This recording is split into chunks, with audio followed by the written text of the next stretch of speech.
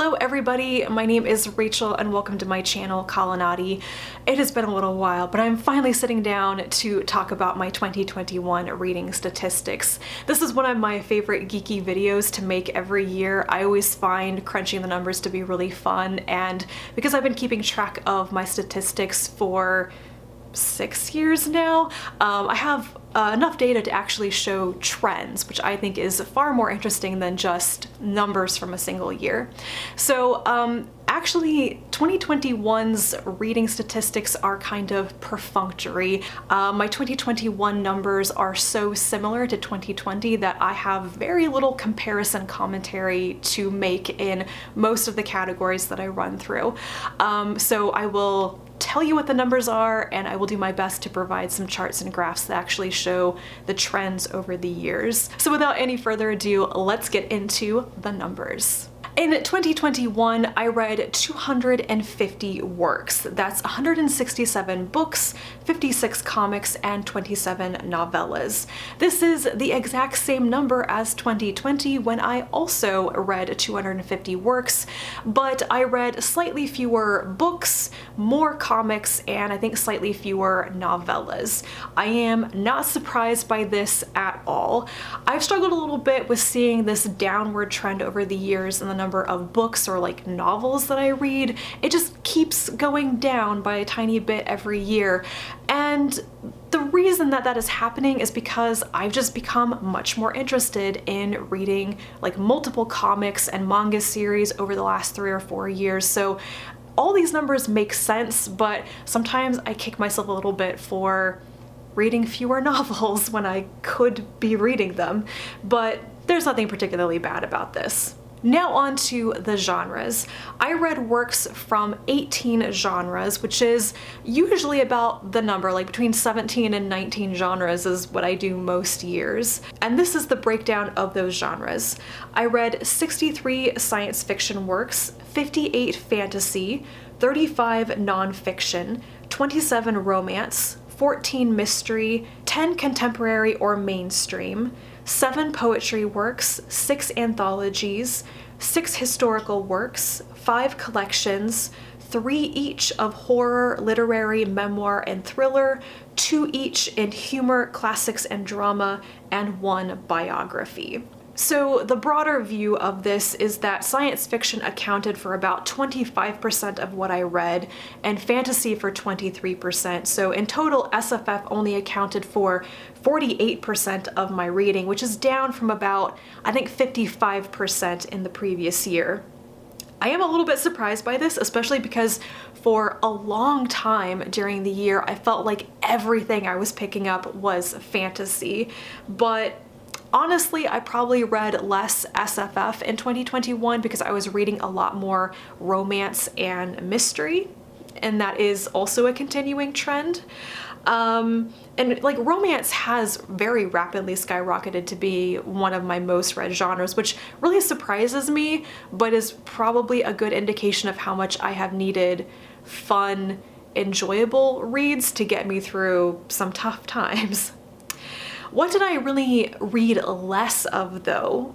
Poetry, primarily. I think in 2019 and 2020, I had been doing really well at seeking out a variety of poetry, trying new poets, and really becoming more interested in that genre. And then I mostly neglected it in 2021, and I kind of felt that like at the end of the year, I was like, I just haven't read much poetry and I want to. So that's the only thing that I'm a little bit dissatisfied with the genre breakdown this past year. And something I have learned from keeping track of the genres that I read for, I don't know, 6 years now, is that by nature, I seem to be a pretty eclectic reader. SFF has always predominated in my genre breakdowns because I very intentionally seek it out. But if I were to let myself just have free reign and not think about genre at all, I would pick up more books from probably an even more diverse variety of genres. So it's something I kind of struggle with, that like on BookTube, I very much get talked about and recommended for being a science fiction and sometimes SFF reader, when in reality that's often less than half of what I actually read.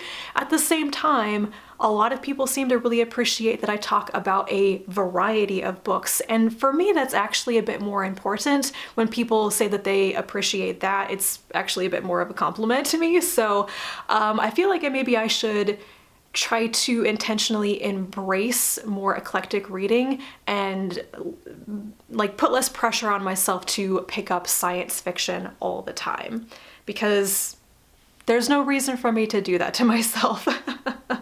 Now for where I got the books that I read. Sources is pretty darn similar to the previous year as well, though there is a trend in this category that I want to point out that I'm very happy with. So in total in 2021, I read 83 works that I owned and 167 that came from free sources. So for me, owned books are usually things that I pay for or that are gifted to me and get added to like my physical TBR. So I break that down into owned, my Libro FM subscription, and then this past year, Hugo dues or whatever, because I read something from the Hugo voter packet, and technically I do pay for that. But all of my free sources are things like library services, my local library, Overdrive, Hoopla, and interlibrary loan, borrowing books from other people, Libro FM's ARC program, NetGalley, a Scribd trial that I used, and maybe a couple of other random things like websites. So it's pretty much the same sources every year, but trying to get to a better balance between the paid and free sources has been my focus for a long time. So the fact that a third of what I read were things that I owned and then another like 2/3 were from free sources, this makes me very, very happy. I can see this downward trend in reading books that I own. My peak in 2018, I think, was about 148 books that I read that I owned, and to basically have halved that number by 2021 shows that I have actually done better at buying fewer books over the years and reading what I own and just demolishing my physical TBR. So it's all going in the right direction, and I'm very happy with how this particular category has gone. Next up is formats, which is a very quick category for me. Even though I track format, it's not something that I actually pay that much attention to. It's nice to have these numbers though if something kind of crazy happens. Like I think in 2020 there was a bit of a spike in my ebook reading because of the pandemic and lockdown and a lot of the libraries being closed. But formats in 2021 was just astonishingly similar to previous years. So I read 67 paperbacks, 44 hardcovers, 89 ebooks, and 50 audiobooks. And I don't think that any of these numbers had fluctuated by more than 7 in any category. So big whoop. Now for authors. Like I said, I read 250 works in 2021, and those works were by 160 unique authors or teams of authors. Of those 160 authors, 89 were new to me and 71 were not. When I say that an author is new to me, I mean that I have never read anything by them before, or if I have, it was not a significant work. It might be like I read a short story by this person 5 years ago and now I'm reading their first novel. That's still a new to me author. So it's interesting to me that the number of new to me authors every year has been very similar for a while. Like this is a very consistent trend year over year. So 89 is pretty much right at what I would have guessed before actually seeing the numbers. I did do a little bit more digging into the breakdown of the new to me authors to see how that worked out by gender and by race, to kind of see if I'm discovering a variety, a diversity of new authors. And the answer to that is pretty much yes. At least like half of the new to me authors were women or non-binary folk and people of color. So I'm pretty happy with this as well. I don't have the specific numbers, but I did look at them quickly to kind of gauge how that went, and I was pretty happy with it. Then we have gender. This is the more confusing category where I do two different calculations. I calculate gender by unique authors and then by books, because in some years these two different calculations can tell different stories. Not so much this year though. Gender by author. Of the 160 authors that I read works by, 96 were women, 44 were men, 11 were non-binary or gender fluid, and 9 were both or unknown. And that usually covers like comic teams where the creator is a man and the illustrator is a woman, that kind of thing. This is not very different from the previous year, though I am glad that I am still discovering more new to me non-binary authors. That wasn't a focus of mine, but I was very happy to see that it kind of happened naturally. Now for gender by books. Of the 250 works that I read, 158 were by women, 65 were by men, 17 were by non-binary folk, and 10 were by both or unknown. Once again, these are all pretty similar percentages to the gender by author breakdown, so I don't really have any discrepancies to explain this time. I think the only real difference, I guess, is that I read multiple works by quite a few of the non-binary authors that I read from this year, which is also something that I'm pretty happy with. Publication year. This has my favorite chart every year of the scatter plot graph of the age of the books that I read throughout the year. So I will try to insert that here if I can figure out once again how to make it. So the oldest book that I read in 2021 was a collection of plays by Aristophanes, which is from approximately 414 BC, I believe. My average publication year was 1999, which is down from 2007. I always love it when my average publication year goes down because it's usually an indicator that I read more classics or ancient works, because if you read something that's like 2,000, 3,000 years old, it really drags down the average, it really skews it, and I like seeing that happen. My median publication year though was 2019, which is bang on trend for my median year always being 2 to 3 years behind the current year. And that's because the majority of what I read year to year was published within the last 2 years. So the breakdown of publication by decades pretty much. I read 60 books published in 2021, 47 published in 2020, and 88 books published in the 2010s. This means that 78% of what I read was published within the last 20 years, which I think is a little bit more than it was in 2020. Now for translated works. 12.4% of what I read this past year were translated. This is a tiny improvement over 2020, but not a lot. I really thought that 2021 was going to be just a booming year for me in reading translated works, but then in the latter half of the year I just sort of lost sight of it and the number started going down again. So that is what it is. I would love to kind of refocus on seeking out and reading translated SFF in the future. It's something that I really focused on, I think like around 2018 and 2019, and it was some really great reading. So I think a bit more of a focus on seeking out translated works would be really good for me in the future. But to be honest, since I wasn't like trying super hard to read translated work in 2021, reading more than 10% of it is pretty good for just baseline, I guess. And the last category is race and diversity. So let's talk about where I was in 2020 first. In 2020, 73% of the books that I read were by white authors and 27% were by authors of color. Specifically, 13.6% were by Black authors.